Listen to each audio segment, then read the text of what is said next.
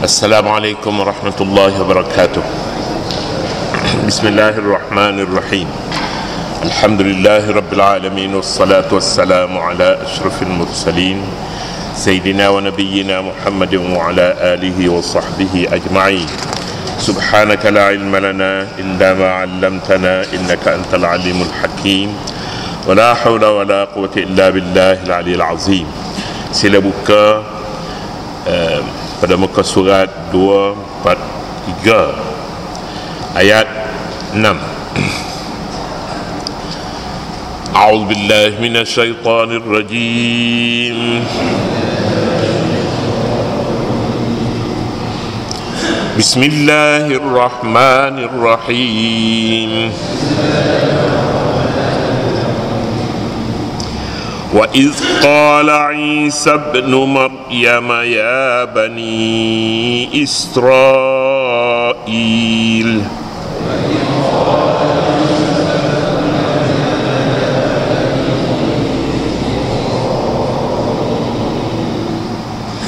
إِنِّي رَسُولُ اللَّهِ إِلَيْكُمْ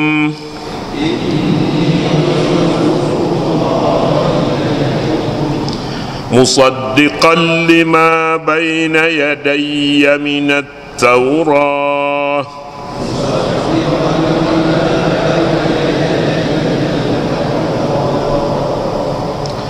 ومبشرا برسول يأتي من بعد اسمه أحمد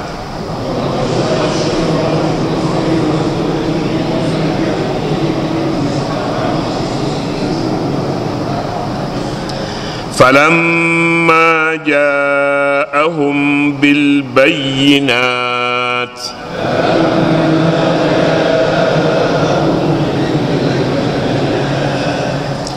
قالوا هذا سحر مبين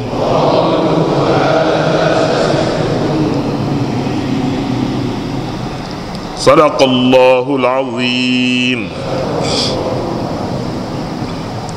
Wa idh qala Isa ibn Maryam ya bani Israel, dan kenangkan peristiwa ketika Nabi Isa ibni Maryam berkata, wahai bani Israel, inni rasulullah ilaikum musaddiqan lima baina yadayya minat Taurah, sesungguhnya aku ini suruh Allah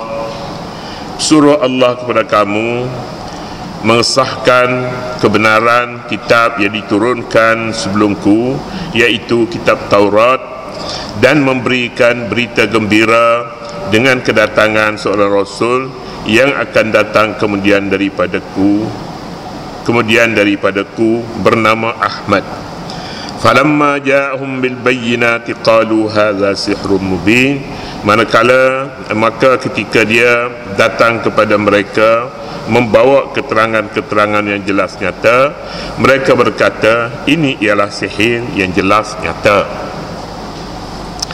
Bicara telah selesai tentang Nabi Musa alaihissalatu wassalam, yang dinyatakan dalam Al-Quran beliau menghadapi gangguan daripada umatnya.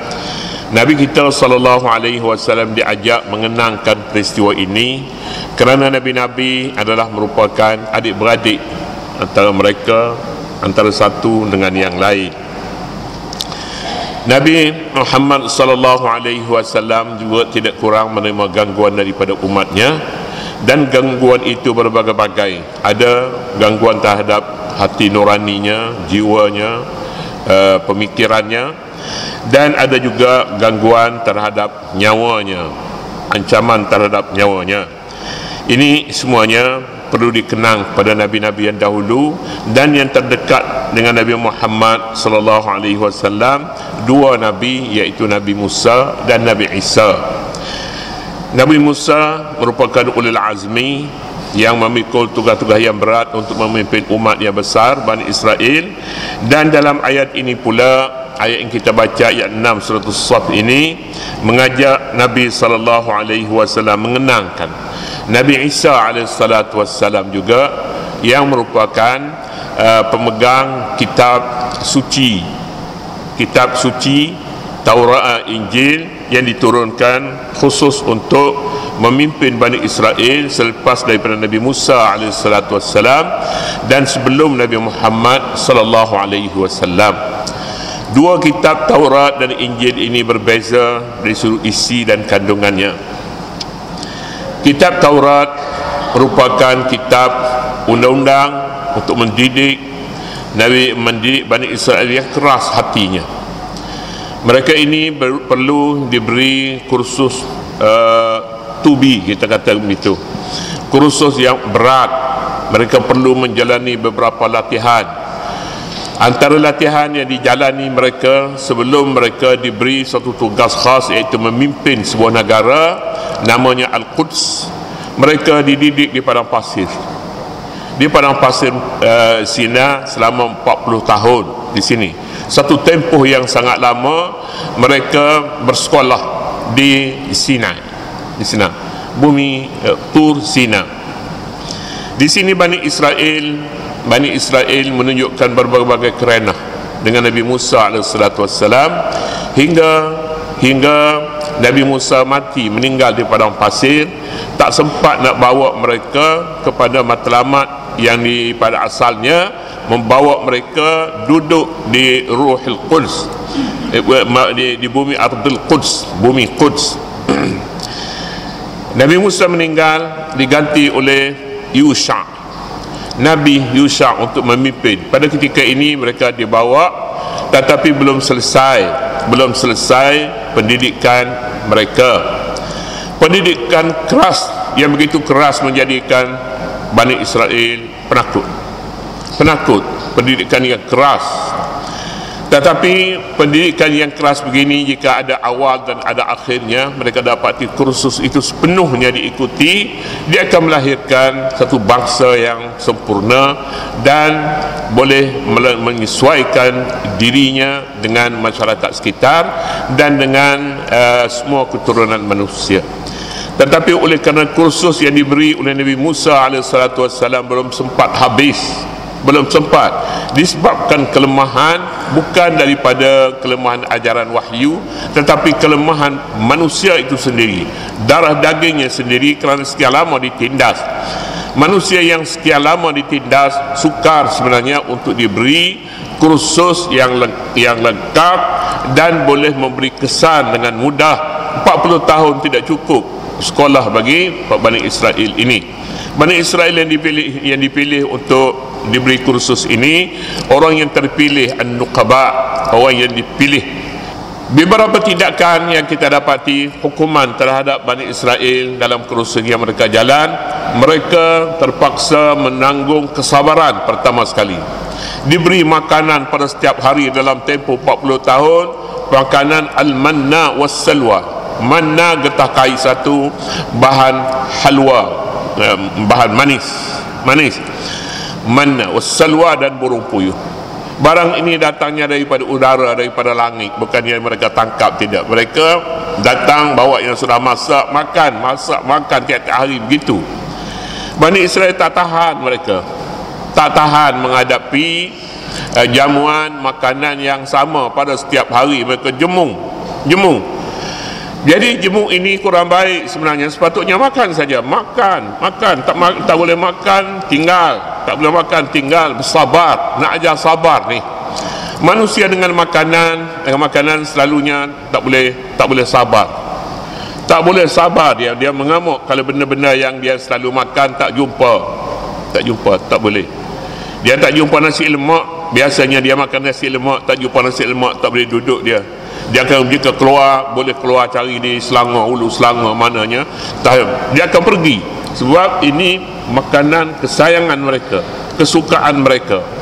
Demikian jugalah orang negeri, setiap negeri dia mempunyai makanan khas baginya. Jadi Bani Israel, apa yang diminta daripada Nabi Musa? Bawang, dia minta mentimun, bawang putih, bawang merah dia bawa, dan mau mentimun. Dalam disebutnya ayat yang menyebutkan, ini 2-3 perkara yang disebutkan. kita kata bawang tu tak apa, tak ada pun tak apa, asalkan makanan asas. Kerana ini makanan daging puyuh ni lemak banyak, ini baik untuk kesihatan. Tetapi bagi perasaan tidak. Satu hari kita makan nasi biryani sebelah pagi, sebelah petang bolehkah lagi kita makan nasi biryani lagi sebelah petang? Tak mahu makan biasa. Begitulah Bani Israel. Tetapi jiwa ini sebenarnya perlu dididik. Pendidikan yang seumpama ini menjadikan Bani Israel tak tahan. Yang kedua, Bani Israel terpaksa diugut supaya terima hukum Allah Subhanahu wa taala dengan merendahkan awan. Hampir-hampir nak timpa kepala mereka. Awan hampir-hampir nak timpa. Pada ketika itu barulah mereka merasakan boleh sebut dengan baik perkataan-perkataan yang diajar oleh Nabi Musa kepada mereka. Jadi itu antaranya. Kitab yang diturun selepas daripada kitab Taurat ini kitab Injil namanya. Kitab Injil. Kitab ini penekanannya isinya tidak seperti kitab Taurat. Penekanannya tentang akhlak. Jadi orang yang mengikuti kursus sebelum ini dan jiwanya telah berubah daripada berani kepada penakut. Penakut sebenarnya satu sifat yang keji sebab dia tidak sederhana. Dalam bahasa Arab dia ada tiga perkataan. Pertama at-tahawwur, yang kedua asy-syaja'ah, yang ketiga al-khauf. At-tahawwur maknanya berani buta, berani membuta tuli, berani. At-tahawwur tidak bagus, ini melampaui batas. Yang kedua namanya asy-syaja'ah, berani ini dikehendaki ni, berani dan mempunyai peraturan, berani. Yang ketiga al-khawfu, penakut. Jadi mahulah seorang itu memilih untuk menjadi kesempurnaan sebagai seorang manusia, sifatnya asy-syaja'ah. Nabi kita asy-syaja'ah sifatnya, tidak penakut dan tidak membabi buta. Jadi untuk mengobati penyakit yang ada pada Bani Israel akibat daripada mereka tinggal di padang pasir begitu lama, padang pasir, mereka dibawa turun sebuah kitab pada Nabi Isa AS. Namanya kitab ini Injil. Dalam Quran menyebut Injil. Dalam Injil yang menekankan tentang akhlak, tentang menghormati sesama manusia, menghormati. Dan sifat-sifat Allah dalam Al-Quran memuji qisisin, padri-padri Yahudi, padri-padri dalam agama Kristian, kerana mereka ini bersifat lemah lembut, mereka bertimbang rasa, ra'fatan wa rahmatan wa rahbaniyah. Jadi padri-padri ini mendapat puji. Tetapi tidak lama sebenarnya selepas daripada Nabi Isa wafat, ajaran itu dipindah, diubah. Jadi pengubahan ini tidak menjadikan agama Kristian itu tidak betul lagi. Macam banyak ayat-ayat di dalam Injil diubah oleh tangan-tangan ganas kumpulan yang dahulu menganggap murid kepada Nabi Isa AS, tapi hakikatnya mereka mula memasuki ajaran-ajaran yang mereka tak suka, dengan memutablitkan ayat, memutablitkan fahaman mereka sesuai dengan keadaan Bani Israel yang mementingkan diri. Jadi ini nak dibicarakan dalam ayat ini. Katanya, wa idh qala Isa ibn Maryam ya bani Israel, dan kenangkanlah tatkala Isa ibn Maryam berkata, menyeru, wahai Bani Israel, anak-anak Israel. Nabi Musa tatkala dia menyeru kaumnya, dia kata ya qaumi, wahai kaumku. Tetapi Isa ibn Maryam dia seru ya Bani Israel, wahai Bani Israel. Bani Israel, mengapa dia tidak kata ya qaumi, wahai kaumku, darah Isa bukan darah Yahudi sepenuhnya. Jadi oleh kerana itu Allah Subhanahu wa taala melantik Isa ibni Maryam supaya mereka tidak mendewakan darah keturunan mereka seperti mana Bani Israel yang lain, anak cucu Israel yang lain. Tidak mendewa. Nabi dilantik daripada golongan yang tidak tulen Yahudi. Tidak datang daripada keturunan Yahuda, adik-beradik Nabi Allah Yusuf alaihissalatu wassalam. Wahai Bani Israel, inni rasulullah ilaikum musaddiqan lima baina yadayya minat taurah. Sesungguhnya aku rasul kepada kamu, rasul utusan Allah yang membenarkan kitab Taurat yang diturunkan sebelum ini kepada Nabi Musa alaihissalatu wassalam, dan yang kedua pula mengalu-alukan mubasyiran, membawa berita gembira dengan kedatangan rasul yang akan datang selepasku, ismuhu Ahmad, namanya Ahmad, iaitu Nabi Muhammad sallallahu alaihi wasallam. Dan ini Musa menyatakan kedatangan aku untuk membawa dua tugas. Pertama sekali, kamu menyedari bahawa Nabi Musa alaihissalatu wassalam adalah utusan Allah Subhanahu wa taala. Kitab sucinya ialah kitab Taurat. Yang kedua, aku juga ingin menyatakan kepada kamu bahawa selepas daripada kewafatanku, selepas daripada kitab Taurat ini, kitab Injil ini diturunkan, akan datang pula Nabi namanya Ahmad.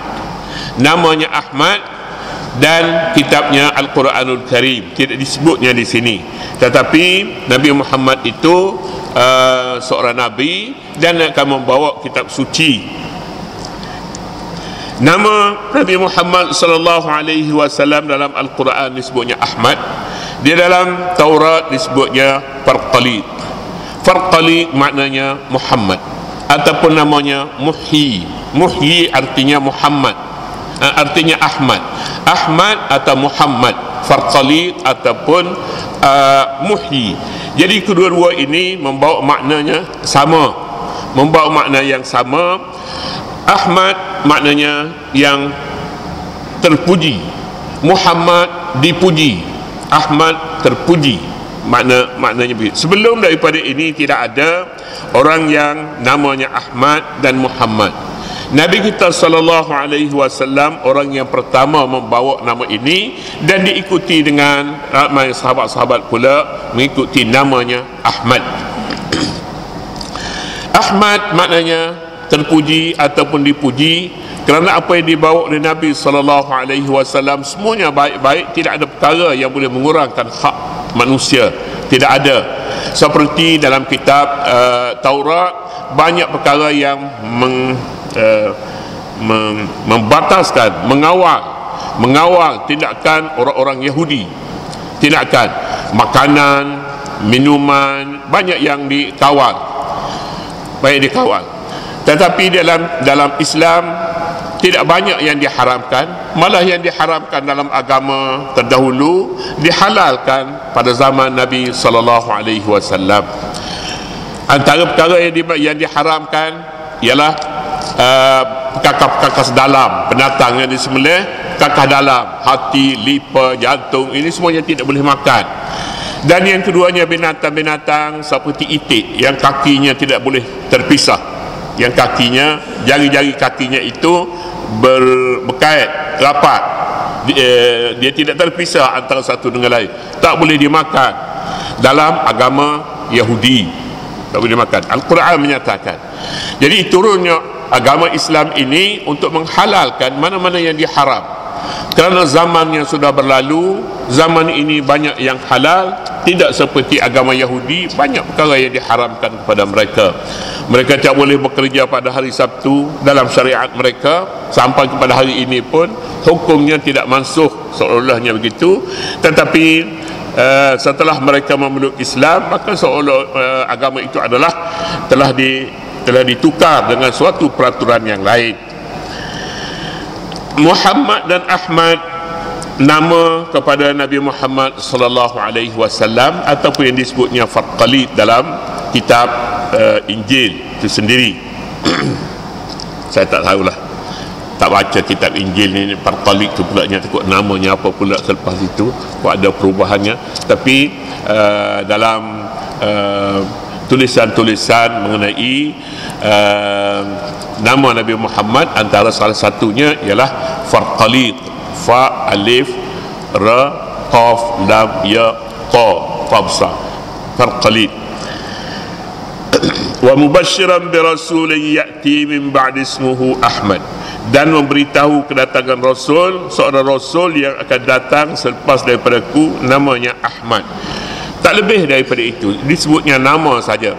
Tetapi dalam setengah keterangan menyatakan, dalam Injil juga menyebutkan sifat-sifat Nabi Muhammad, tinggi rendahnya, keturunannya, dan pula bahasanya, semuanya dinyatakan di dalam kitab Injil.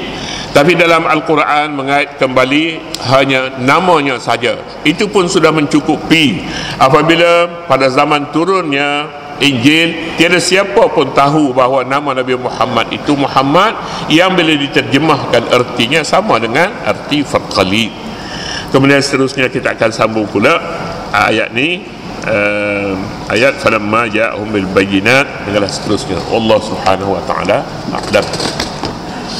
A'udzu billahi minasyaitonir rajim. Bismillahirrahmanirrahim. Rabbana la tuzigh qulubana ba'da idh hadaytana wa hab lana min ladunka rahmatan innaka antal wahhab.